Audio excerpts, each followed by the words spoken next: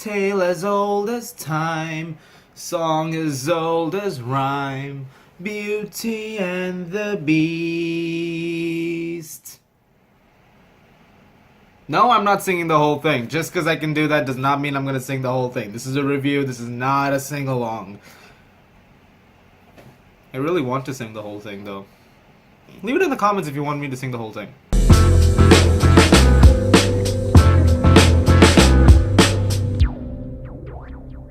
Beauty and the Beast is the latest live-action Disney movie following Maleficent, Cinderella, and Jungle Book, and this is a, of course, remake or adaptation of the 1991 classic animated movie that got Best Picture nomination and is considered one of the greatest movies ever made. So, no pressure with this one. So there really is no introduction to this movie. Everybody knows what this is about at this point. It's about a girl whose father gets captured by a beast and she goes to this castle and she falls in love with this beast and vice versa. And it's about a curse which has to be broken in time, otherwise the beast remains a beast forever. And that's it. This is essentially the same movie from start to finish. This is a pretty much beat for beat remake of the 1991 animation film. There's a few new songs in this, and there's a few extra lines of dialogue which were not there in the previous version, and altered dialogue, but still the same storyline and still the same setting of scenes. This is pretty much a literal remake of the original.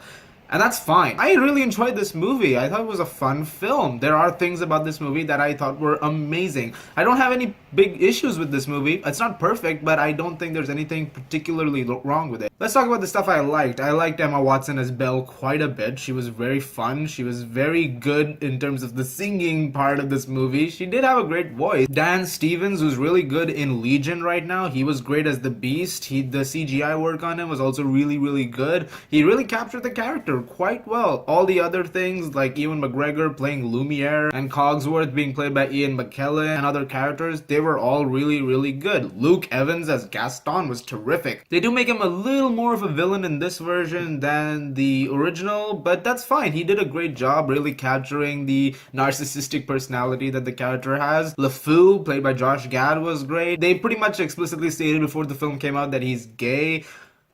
He was always gay. He literally sings a song about Gaston and the thickness of his neck in some places.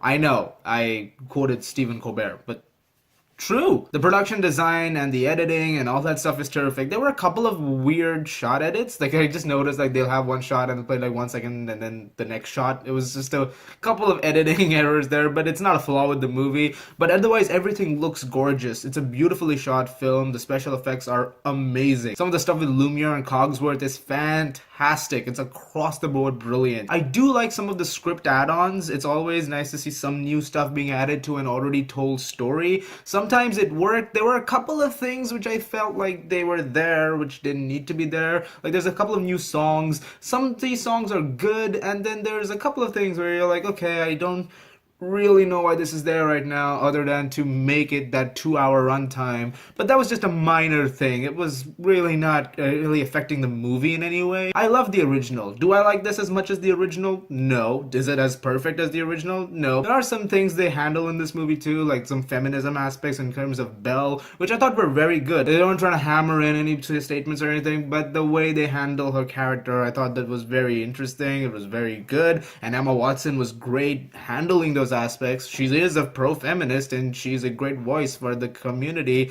and that's great. They handle all those elements pretty well. I really did enjoy this movie quite a bit. I do highly recommend it. See it in 3D if you get a chance to see it at all, and that's really all I have to say about this. And also some of those scenes which they've taken from the original into this, like the iconic ballroom scene, I'm gonna give Beauty and the Beast a 9 out of 10.